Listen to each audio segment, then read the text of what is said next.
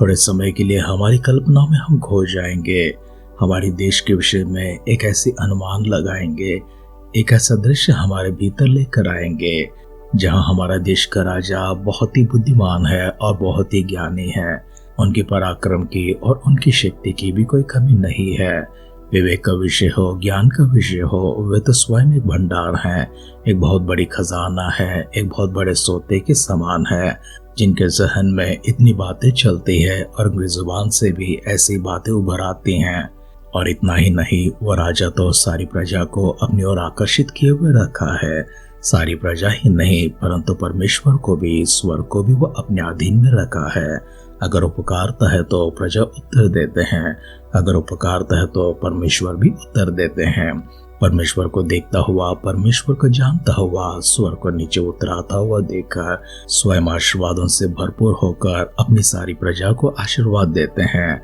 और इस प्रजा में आप है और मैं हूँ, हम सब लोग कितने भाग्यवान होंगे। हमारी देश कैसी भाग्यशाली देश होगी और हम सब लोग किस प्रकार से अपने ही मुल्क में, अपने देश में खुशहाली के साथ, शांति के साथ, अमन के साथ आगे बढ़ते हैं। आबाद ही आबाद होते हैं, बरकत ही बरकत हम पर उतर आते रहते हैं, क्योंकि हमारा राजा परमेश्वर के अधीन में है और हमारा परमेश्वर उस राजा का साथ देते हैं, उस राजा के संग चलते हैं। अपनी उपस्थिति को हमारे राजा के साथ और हम सब प्रजा के साथ में बनाए रखते हैं। परमेश्वर के लिए बना हुआ उस निवास स्थान में भी जब वे उतर आते हैं, हम उन्हें देख पाते हैं, हम उन्हें अनुभव कर पाते हैं। हमारे अध्ययन इतिहास की दूसरी रंग में चल रही है, जहाँ पर हमने राजा सुलेमान को देखा है कि उन्होंने किस प्रकार से सुंदर एक मंदिर को बनाया है। और वो मंदिर केवल एक भवन नहीं है, परंतु परमेश्वर का निवास स्थान हो जाता है। परमेश्वर अपने वाचा के अनुसार उस मंदिर में किस प्रकार से उतर आते हैं।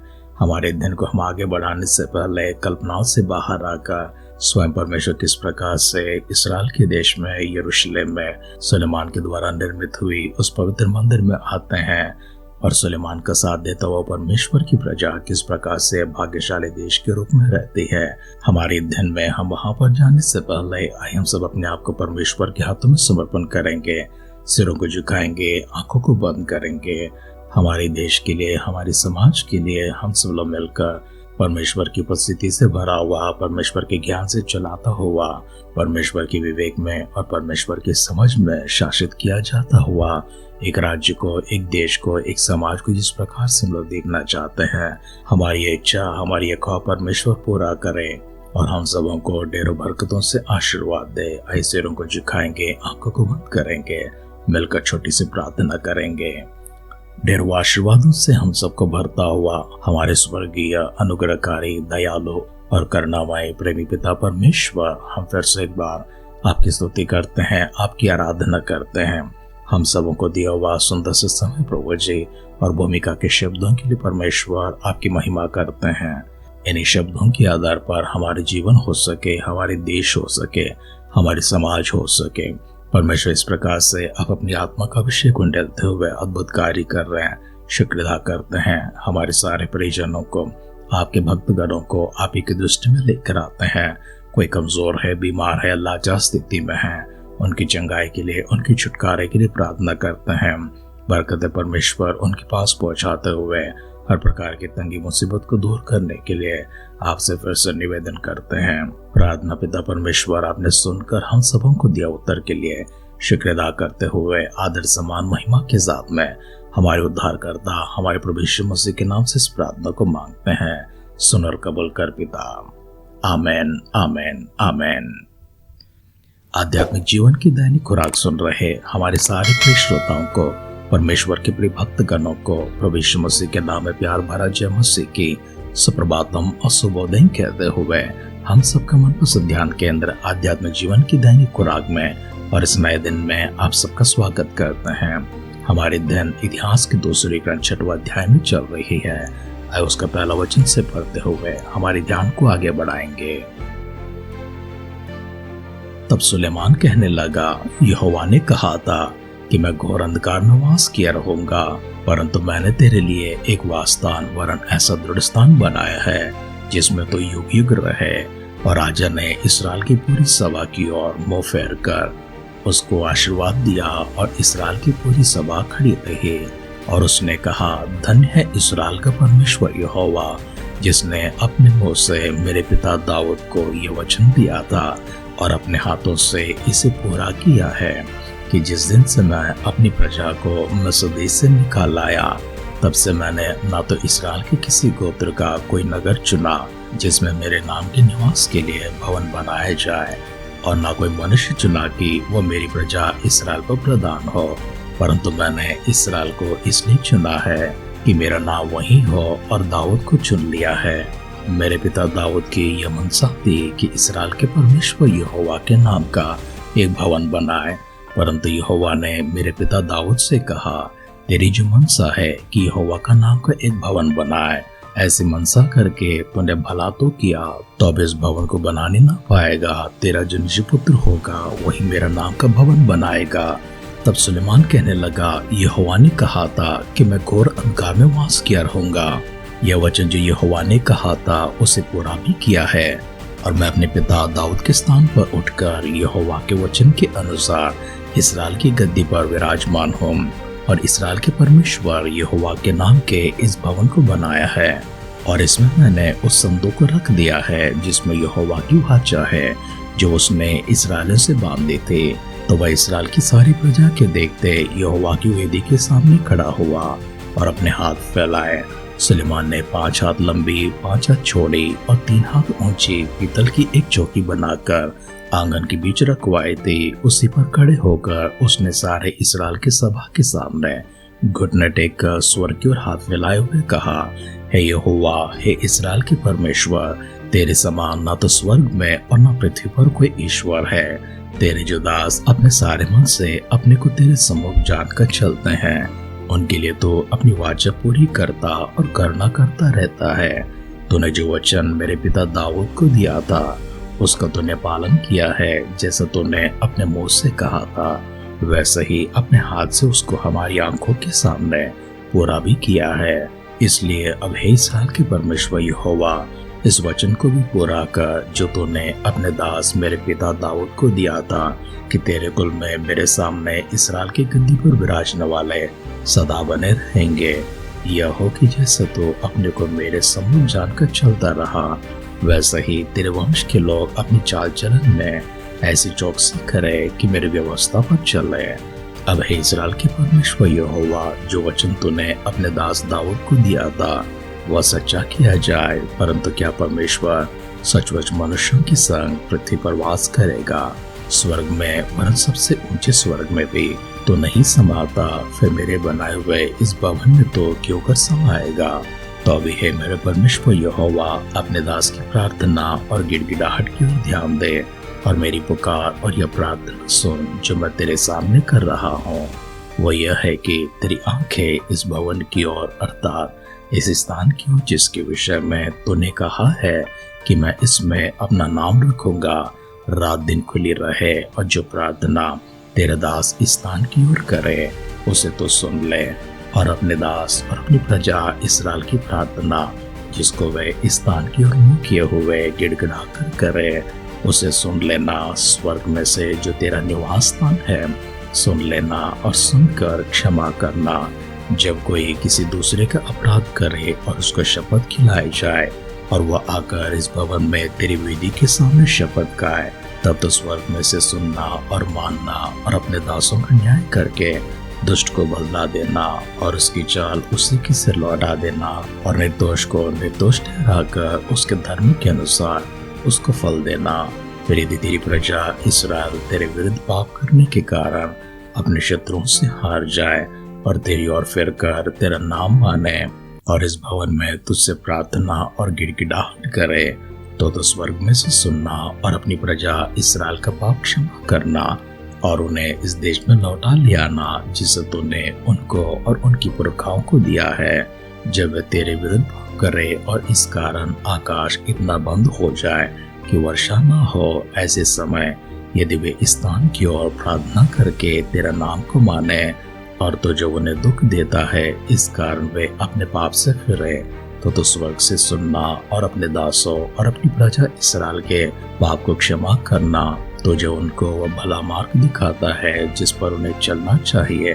इसलिए अपने इस देश पर जिसे तूने अपनी प्रजा का भाग करके दिया है पानी बरसा देना। जब इस देश में अकाल व मरी व जुलूस हो, व गिरवी व टिड्डियाँ व कीड़े लगे, और उनके शत्रु उनके देश के फाटकों में उन्हें घेरे रखे, वह कोई विपत्ति व रोग हो, तब यदि कोई मनुष्य व तेरी सारी प्रजा इसराइल जो अपना अपना दुख और अपना अपना खेत जानकर और गिड़गिड़ाहट के साथ प्रार्थना करके अपने हाथ इस भवन की ओर फैलाए, तो तू अपने स्वर्गीय निवास स्थान से सुनकर क्षमा करना और एक एक मन की जानकारी उसकी चाल के अनुसार उसे फल देना। तो ही तो आदमियों का मन का जानने वाला है कि वे जितने दिन इस देश में रहे जिसे तूने उनके पुरखाओं को दिया था, उतने दिन तक तेरा भय मानते हुए तेरे मार्गों पर चलते रहे।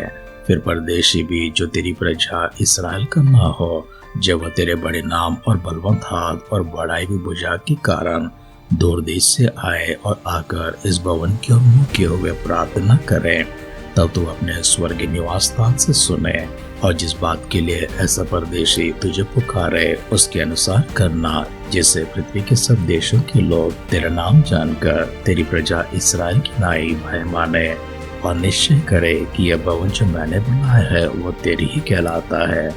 जब तेरी प्रजा के लोग जहाँ कहीं तू उन्हें भेजे, वो अपने शत्रुओं से लड़ाई करने को निकल जाए और इस नगर की ओर जिसे तूने चुना है और इस भवन की ओर जिसे मैंने तेरा नाम का बनाया है मुँह किए हुए तुझसे प्रार्थना करे, तब तो स्वर्ग से उनकी प्रार्थना और गिड़गिड़ाहट सुनना और उनका न्याय करना। निष्पाप तो कोई मनुष्य नहीं है, यदि वे भी तेरे विरुद्ध पाप करे और तो उन पर कोप करके उन्हें शत्रुओं के हाथ कर दे और वे उन्हें बंधुआ करके किसी देश को चाहे वो दूर हो चाहे निकट ले जाए, तो यदि वे बंधुआई के देश में सोच विचार करे और फिर कर अपनी बंधुआई करने वालों के देश में तुझसे गिड़गिड़ा कर कहे कि हमने पाप किया और कुटिलता और दुष्टता की है, सो यदि वे अपनी बंधुआई के देश में जहाँ वे उन्हें बंधुआ कर ले गए हो अपने पूरे मन और अपने सारे जीव से तेरी ओर फिरे और अपने इस देश की ओर जो तूने उनकी पुरखाओं को दिया था और इस नगर की ओर जिसे तूने चुना है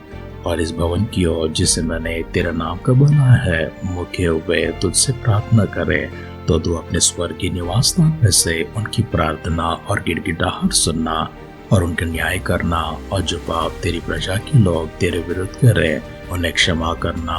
और हे हमारे परमेश्वर, जो प्रार्थना इस स्थान में की जाए उसकी ओर अपनी आंखें खोले रह और अपने कान लगाए रख। अब हे यहोवा परमेश्वर, उठकर अपने सामर्थ के संदूक समेत अपने विश्राम स्थान में आ। हे यहोवा परमेश्वर, तेरे याजक उद्धार रूपी वस्त्र पहने रहे और तेरे भक्त लोग भलाई के कारण आनंदित करते रहे। हे यहोवा परमेश्वर, अपने अभिषेक की प्रार्थना को अनसुनी न कर, तो अपने दास दाऊद पर की गई करुणा के काम स्मरण कर। इतिहास का दूसरा ग्रंथ 6वां अध्याय का पहला वचन से लेकर आखिरी वचन तक हमने पढ़कर सुना है। हमारे इस पठन में हमने राजा सुलेमान को परमेश्वर के मंदिर में अपने घुटनों के बल जाकर स्वर्ग की ओर हाथ बढ़ाकर परमेश्वर के सामने अपनी सारी प्रजा को लेकर जाते हैं। परमेश्वर ने जो वाचा इस्राएलियों से बांधी थी उसे स्मरण दिलाते हैं। परमेश्वर से ये विनती करते हैं, प्रजा में से कोई भी क्यों ना हो वे गलती करे या फिर जानबूझकर पाप करे, अपराध करें, जिस कारण से आकाश से वर्षा बंद हो जाए, अकाल पड़ जाए या कोई मर आए या फिर उनकी फसल पर कोई कीड़े लग जाए, या हो सकता है कोई शत्रु आकर उनकी प्रजा को घेर ले, उन्हें बंधुआ बनाकर कहीं दूर ले जाए या फिर निकट ही क्यों ना लेकर जाए। चाहे कुछ भी क्यों ना हो, वे स्वदेशी हो सकते हैं या परदेशी हो सकते हैं। यदि कोई इस भवन की ओर देखकर तेरे सामने गिड़गिड़ाते हैं और प्रार्थना करते हैं, भवन के भीतर आकर कोई प्रार्थना करते हैं, अगर दूर बंधुआई में लेकर गए हैं, नगर की ओर देखकर जब प्रार्थना करते हैं, दुहाई देते हैं, गिड़गिड़ाहट के साथ तुझे पुकारते हैं, तो अपने स्वर्गीय स्थानों में से इनकी प्रार्थना को सुनना और इनकी प्रार्थना को विषय मानकर अपनी करुणा दिखाते हुए, अपनी क्षमा दिखाते हुए, अपराध चाहे कैसी भी क्यों ना हो, अपराधी चाहे कोई भी क्यों ना हो, स्वदेशी हो सकते हैं, परदेशी हो सकते हैं, परमेश्वर आपकी ओर जब फिर जाते हैं, स्वर्ग से प्रार्थनाओं को सुनना और अपनी आंखें इसी मंदिर की ओर लगाए रखना और अपने कान भी अपने भक्तों की प्रार्थना की ओर लगाए रखना। सुलेमान ने इस प्रकार से परमेश्वर के मंदिर को बनाकर उसकी प्रतिष्ठा करते समय परमेश्वर के दिव्य सानिध्य में उनकी दुहाई करते हुए, उनकी महिमा करते हुए, सारी प्रजा के सामने उन्हीं का गौरव करते हुए सब कुछ उनके हाथों में समर्पण किया है। तो आइए हम भी अपने आप को परमेश्वर के हाथों में समर्पण करेंगे।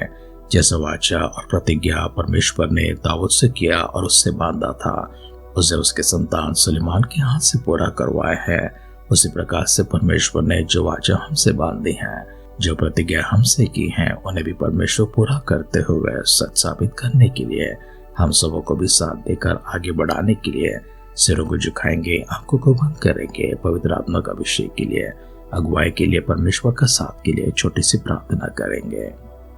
एक और बार हम पर अनुग्रह दिखाकर हमसे बातें किया हुआ हमारे स्वर्गीय पिता परमेश्वर, हम फिर से एक बार आपकी स्तुति करते हैं, आपकी दुहाई देते हैं, आभार आपको प्रकट करते हैं। गौरव वंदना की भेंट परमेश्वर आपकी दिव्य सानिध्य में लेकर आते हैं। हम सबों से जो बातें की हैं परमेश्वर, उन बातों के अनुसार, उन वचनों के आधार पर हमारे जीवन हो सके, हमारे काम हो सके, सफल करते रहिए, आगे बढ़ाते रहिए। अपनी स्वर की महिमा प्रभु जी हम पर लेकर आते रहिए।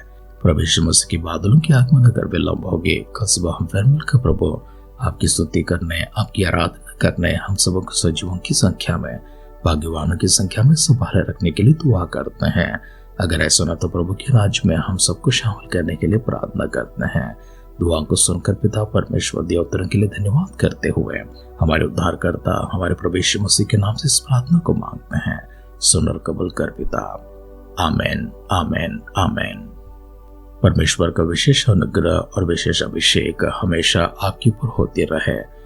आपके जीवन के हर एक काम को परमेश्वर सफल करने के लिए सही ज्ञान, सही समझ और पवित्र आत्मा का अभिषेक आपके ऊपर विशेष तौर से उंडे ले। हमारी से दुआ और कामना के साथ आज की ध्यान कहीं पर समाप्त करते हैं।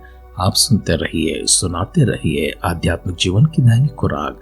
कल फिर मिलेंगे। अपना ख्याल रखिए, अपनों का ख्याल रखिए, दूसरों का भी ख्याल रखिए। God bless you.